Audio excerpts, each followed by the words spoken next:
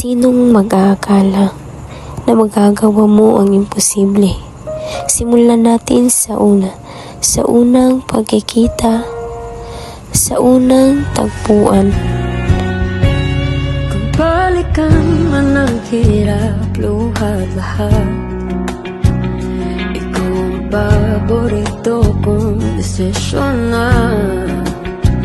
Pag napaligiran ang ingay at ng gulo, di ko pagpapalit, hindi mo sa mundo. Oh, eto tayo sa huli. Sa mga sandaling kapiling ang isa't isa, sabik na maranasan ang ipinagbabawal na pangyayari.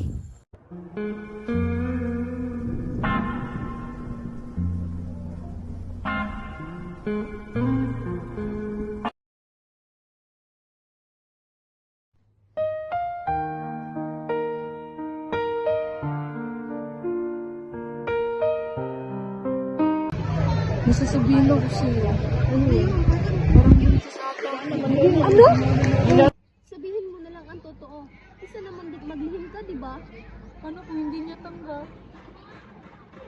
Wala namang masama kung sasabihin mo lang ang totoo. Malalaman at malalaman din naman nila yan. Natatakot talaga ako eh. Sobrang bata ko pa para sa ganitong sitwasyon.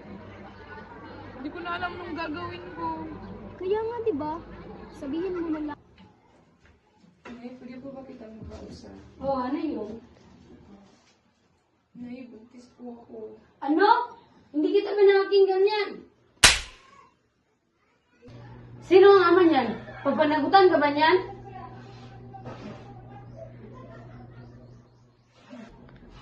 Nay, hindi ko pa po alam.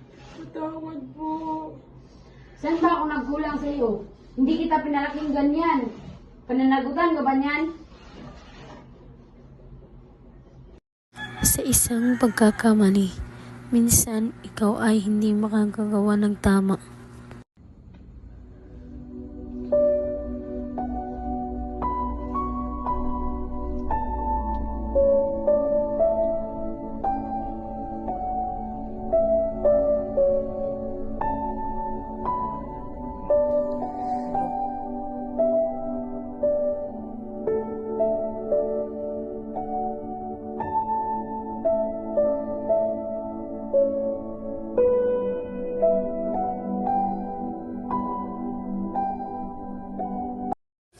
Lahat ng pagsubok sa ating buhay ay mayroong dahilan, kaya hindi sukatan ang isang pagkakamali para ikaw ay sumuko.